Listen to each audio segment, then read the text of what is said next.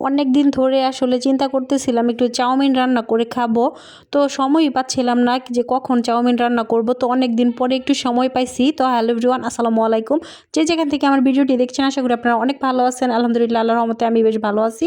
তো দেখতেই পাচ্ছেন আমি কিন্তু চাউমিন রান্না করার জন্য সব কিছু রেডি করতেছি।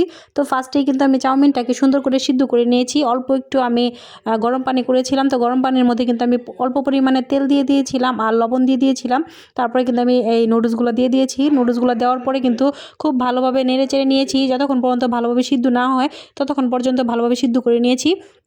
একদম কিন্তু মানে বেশি সিদ্ধ করিনি, মিডিয়ামভাবে সিদ্ধ করে নিয়েছি। তারপরে কিন্তু আমি এটাকে ঠান্ডা পানি দিয়ে মানে ধুয়ে নিয়েছি, একদম ঝরঝরা করে নিয়েছি।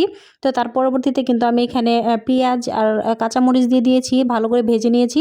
আর তার পরবর্তীতে কিন্তু আমি এখানে গাজর কুচি অ্যাড করেছি। তো আজকে আমি গাজর আর টমেটো দিয়ে এটা রান্না করব। তো এই যে দেখতে পাচ্ছেন গাজর কুচিটা কিন্তু ভাজা হয়ে গিয়েছে। তার পরবর্তীতে কিন্তু আমি টমেটো কুচিটা দিয়ে দিলাম।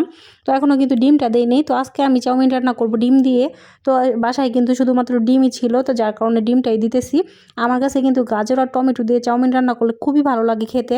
তো বাজারে মানে যে ফাস্টফুড আইটেমগুলো পাওয়া যায় সেখানে কিন্তু চাউমিনগুলো বিশেষ করে এরকম গাজর দেওয়া থাকলে আমার কাছে খুবই ভালো লাগে।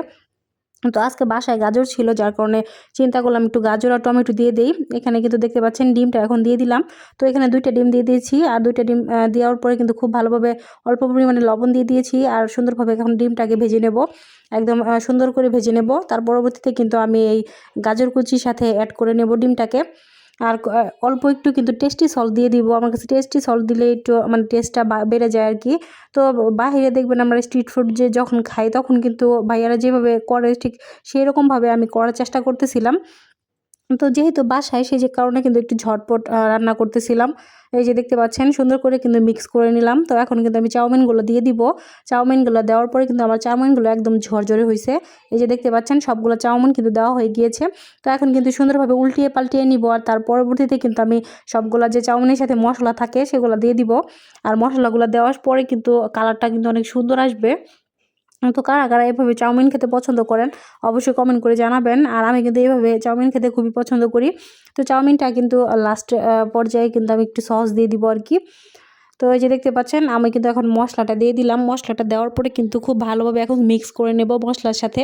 তো মশলাটা দিলেই আসলে চাউমিনটা আমার কাছে মনে হয় একটু খেতে বেশি ভালো লাগে। আর সস হলে তো কথাই নেই। তো এই যে দেখতে পাচ্ছেন সবকিছু কিন্তু কিন্তু খুব ভালোভাবে আমি মিক্স করে নিতেছি। তো আমার কিন্তু এই চাউমিনগুলো একদম ঝরঝরে হয়েছে। অনেকে নাকি চাউমিন ঝরঝরে হয় না, তো আঠালো মতো হয়ে যায় আর কি। তো ওইটা কিন্তু বেশি সিদ্ধ করার ফলে কিন্তু এরকম হয়ে যায়। তো আমি কিন্তু বেশি সিদ্ধ করি নাই, আমি কিন্তু অল্প সিদ্ধ করছি। তারপরে কিন্তু আবার অল্প পরিমাণে তেল দিয়ে দিয়েছিলাম। তেল দিলে কিন্তু কখনোই আপনার এই ইগুলা চাউমিনগুলা লাগবে না আর কি। তো এই যে দেখতে পাচ্ছেন আমার চাউমিনগুলো কিন্তু খুব ভালোভাবে আমি এই মশলার সাথে মিক্স করে নিতেছি। আর এখন কিন্তু দেখতে পাচ্ছেন কালারটা কিন্তু চেঞ্জ হয়ে গিয়েছে। আর চাউমিনটা কিন্তু খুবই সুন্দর লাগতেছে দেখে, একদম মানে সব লাল লাল মনে হইতেছে। তো এখানে যদি একটু মানে বটবটি মানে সবুজ টাইপের কিছু দেওয়া হইতো তাহলে কিন্তু আর একটু বেশি দেখতে সুন্দর লাগতো। বাট আমার ঘরে কিন্তু আর কিছুই ছিল না, মানে ধনিয়া পাতাটাও পর্যন্ত ছিল না, যার কারণে আসলে দিতে পারি নাই। তো সেটা যদি দেওয়া যেত তাহলে কিন্তু আরও বেশি সুন্দর লাগতো দেখতে আর কি।